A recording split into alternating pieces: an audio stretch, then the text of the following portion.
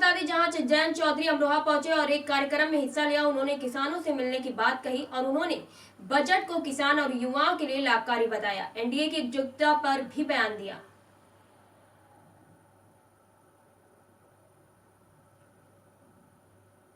आज आप गांव में भी जाओगे तो जैसा आप माइक मेरे सामने रखे हैं वैसे एक डंडी लिए आपको नौजवान मिल जाते हैं और वो कमाई भी कर रहे हैं सोशल मीडिया प्लेटफॉर्म से और ग्रामीण भारत की असली तस्वीरें भी दुनिया के सामने रख रहे हैं।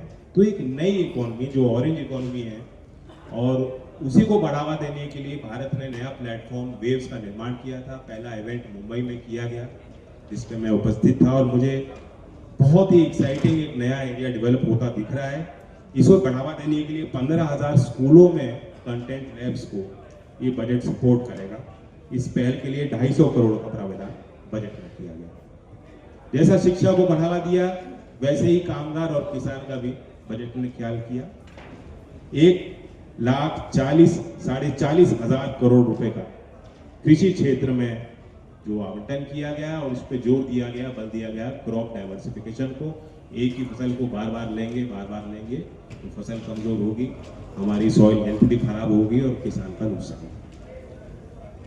उद्यमता के क्षेत्र में छोटे काश्तकारों को कैसे हम जोड़ सकते हैं, कृषि विज्ञान केंद्र में की इसमें बड़ी भूमिका है। बीते दिनों कृषि मंत्री शिवराज जी से मेरी इस संबंध में वार्ता हुई और सकारात्मक चर्चा हुई और उनका एक विजन है, बहुत रोड मैप उन्होंने बनाया। बहुत कम समय में वो आपके सामने इसको रखेंगे और आइडिया ये है कि हर जिले में जो केवीके खुल चुके हैं, क्योंकि चौधरी अजीत सिंह जी भी कृषि मंत्री थे, आज उनकी जयंती है और मुझे याद है कि इस प्रकार से देश के हर जिलों को उन्होंने छुआ कि कृषि विज्ञान केंद्र से कोई भी जिला छूटा ना रहे, वो निर्माण उन्होंने कराया। आज उसी केवीके को एक सेंटर ऑफ एक्सीलेंस के तौर पे विकसित करने की बात कृषि मंत्रालय ने चलाई है और मैं अपने कौशल विकास मंत्रालय की तरफ से भी पूरा सहयोग उसके लिए करने के लिए तत्पर रहूंगा।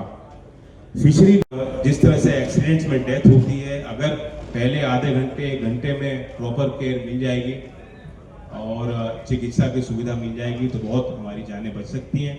तो इमरजेंसी ट्रॉमा सेंटर को उत्तर प्रदेश के सभी जिलों में खोलने का प्रावधान बजट में रखा गया। पिछले चुनाव में लोकसभा में एक नया नारा प्रधानमंत्री जी ने महिलाओं को के सशक्तिकरण के लिए दिया था कि लखपति दीदी का एक व्यापक कार्यक्रम का निर्माण हुआ। कौशल विकास के मंत्रालय की भी जिम्मेदारी है कि महिला सशक्तिकरण के उस राष्ट्रीय कार्यक्रम को हम आगे बढ़ाएं और अब लखपति दीदी के बाद जो उनके प्रोडक्ट हैं, जो उनके उत्पाद हैं, उनकी तरफ उन व्यापार से जोड़ने के लिए, उनकी तरफ ग्राहक की नजर लाने के लिए विशेष एक परियोजना बनाई है श्री। बड़े बड़े मॉल बन सकते हैं, चमकते हुए मॉल बन सकते हैं, तो उसमें लखपति दीदी का सामान भी बिक सकता है। बनारस में लॉजिस्टिक्स हब, प्रयागराज में नए इंडस्ट्रियल नोड के विकास और शिक्षा के क्षेत्र में विशेष कि इंडस्ट्री और एकेडमिया को हमें एक दृष्टि से देखना है, कॉम्बिनेशन करना है। विश्व की सबसे टॉप यूनिवर्सिटीज में आप देखेंगे तो वहाँ अनुसंधान होता है, इंडस्ट्री और एकेडमिया का बहुत डीप कोलैबोरेशन होता है।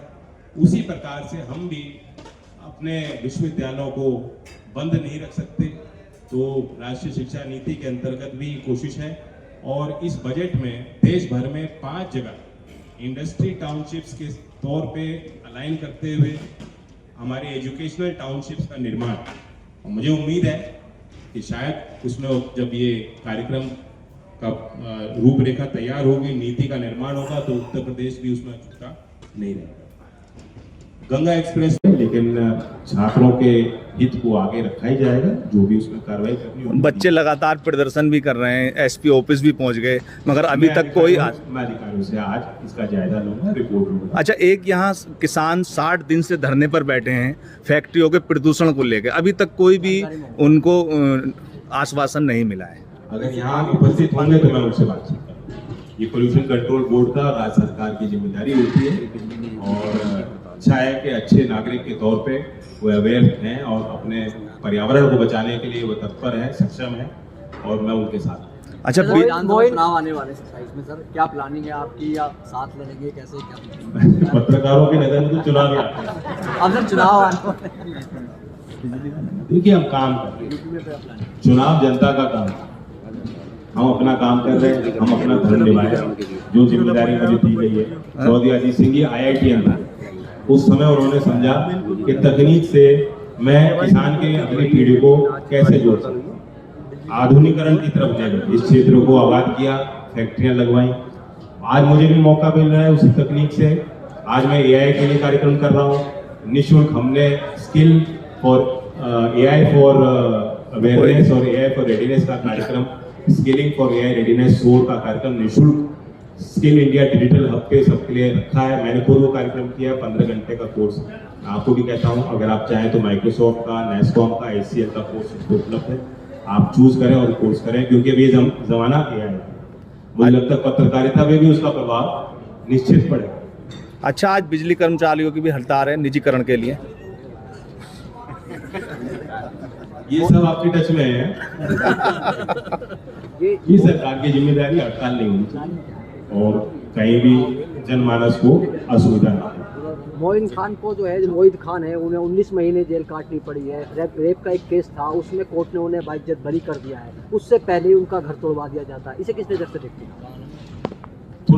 त्वरित जस्टिस, न्याय जैसी कोई चीज नहीं होती। न्याय को वक्त लगता है और हमें जल्दबाजी नहीं करनी। अच्छा, चुनाव की प्लानिंग तो बताइए, सीटों को बंटवारा कैसे करेंगे, किस तरीके से बंटवारे सब, हमारा कोई बंटवारा नहीं, एक है, पूरा एनडीए एक है। गन्ने के भाव के लिए 400 का आपने यहीं से कहा था, अमरोहा की धरती से। बिल्कुल, मैंने अमरोहा से अच्छा ही कहा था। अमरोहा में कहो, यहाँ के बड़े प्रसिद्ध, यहाँ तो कई कवि निकले हैं। और एक हमारे अजहर अमरोही, उनका था ना कि यहाँ की बात दूर तलक जाएगी, तो अमरोहा की कही गई बात गन्ने की दूर तलक गई और पूरी हुई। धन्यवाद। एक विशेष अवसर पे हम लोग यहाँ सम्मिलित हुए हैं। अमरोहा में कौशल महोत्सव, नीचे बैठ जाओ यार। लेकिन मैं आप सभी बुद्धिजीवी और पत्रकारों से रूबरू करने के लिए यहाँ इसलिए बैठा हूँ कि मैं आपको अपडेट करना चाहता हूँ कि जो केंद्र सरकार का बजट, अभी बजट सत्र चालू है, उसमें कौन से विशेष प्रावधान और रिफॉर्म रखे गए हैं। साथ ही यूपी ने भी अभी बजट पेश किया है। भारतीय जनता पार्टी के हमारे अध्यक्ष भी बैठे हैं, हमारे दल के नेता यहाँ बैठे हैं। मैं आप सबका पहले तो स्वागत करता हूँ। 9वीं बार वित्त मंत्री निर्मला सीतारमण जी ने बजट पेश किया है। She is closing the record of 10 times of Morarji Desai ji. तो 9 बार बजट पेश करना यानी एक लंबा अनुभव उनको है, तजुर्बा है, भारत की अर्थव्यवस्था की नींव की समझ है और पल्स की जानकारी है। और वो सब चीज़ें रिफ्लेक्ट होती हैं क्योंकि एक रिफॉर्मिस्ट बजट उन्होंने रखा आज के देश की आवश्यकताएं और भविष्य में विकसित भारत के लिए सभी पहलुओं को विचार करते हुए इंक्लूसिव रिफॉर्म एजेंडा के साथ एक पॉजिटिव बजट उन्होंने पेश किया। मैं सबसे पहले उनको धन्यवाद देता हूं और इसमें सब में लीडरशिप प्रधानमंत्री श्री नरेंद्र मोदी जी की दिखाई देती है। आज G20 में फास्टेस्ट ग्रोइंग इकोनॉमी अभी भी इंडिया है। लगभग 6.5% पे हमारी जो है प्रगति दर घरेलू उत्पाद में दिखाई देता है। और जो नई संभावनाएं अर्थव्यवस्था के लिए हैं, जो नई टेक्नोलॉजी और जो नया विश्व में डिस्ट्रप्शन आ रहा है, उसके लिए भी भारत नेतृत्व की स्थिति में है। आपको पता है कि 16 से 20 तारीख में भारत मेजबानी कर रहा है global summit, AI impact summit, और दिल्ली में एक बहुत अंतर्राष्ट्रीय स्तर का कार्यक्रम होने जा रहा है। विश्व के top leaders, technologist, industrialist, ideologues, academician, researchers, student, सब लोग यहाँ सम्मिलित होंगे दिल्ली। और अभी शिक्षा मंत्रालय ने भी उसी के अंतर्गत एक प्री इवेंट जो IIT मद्रास को सेंटर ऑफ एक्सीलेंस दिया गया था और AI इन एजुकेशन, उसी के अंतर्गत बोधन AI का 3 दिन का कार्यक्रम अभी शिक्षा मंत्रालय का भी चल रहा है, जिसको मैं छोड़ के आज हम लोग आपके बीच आया। तो सबसे पहले तो मैं बताना चाहूँगा, क्योंकि कुछ डिटेल में बातचीत हो तो अच्छा है, मैं स्किलिंग जो हमारा मंत्रालय है, मैं धन्यवाद देता हूं कि युवाओं को केंद्र बिंदु में रखते हुए बजट जो रखा गया और उसका ये एक विशेष पहलू है कि किस प्रकार से हम अपने वर्कफोर्स को कौशल के कार्यक्रम से जोड़ सकते हैं। 62% जो आवंटन है संसाधन का कौशल विकास मंत्रालय को, 62% उसमें वृद्धि की गई है। लगभग 10,000 करोड़ के करीब वो आंकड़ा पहुंच गया है।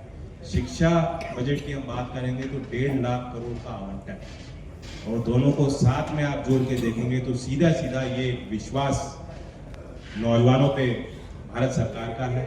ये सीधा एक निवेश भारत के भविष्य में इस बजट के माध्यम से किया गया। 10,000 करोड़ का विशेष कुटीर उद्योग के लिए ग्रोथ फंड की स्थापना। यूपी में हम बैठे हैं, यहाँ लगभग 1 करोड़ छोटे और कुटीर उद्योग, तो जो छोटे उद्यमी हैं वही वो ज़्यादा रोजगार दे रहे हैं, वहीं जो है एक भारत की अर्थव्यवस्था में बड़ा योगदान और बड़ी संभावनाएं हमें दिखती हैं, और उसी को बढ़ावा देने के लिए उस सेक्टर को विशेष एक ध्यान बजट में रखा गया है। यही चौधरी चरण सिंह जी की भी प्राथमिकता होती थी। वो कहते थे कि बड़े उद्योग तो ठीक हैं, लेकिन कुटीर उद्योग और कृषि आधारित उद्योगों को हमेशा उन्होंने बढ़ावा दिया। 2026-27 के बजट में केंद्र सरकार ने पहली बार स्पोर्ट्स गुड मैन्युफैक्चरिंग को प्रमोट करने के लिए विशेष नीति बनाई, और खेल मंत्रालय के अंतर्गत ये कार्यक्रम संचालित होगा। 500 करोड़ रुपए का आवंटन। इस 500 करोड़ आप सोचोगे कि मैं क्यों इस तरह से इसको हाईलाइट कर रहा हूँ।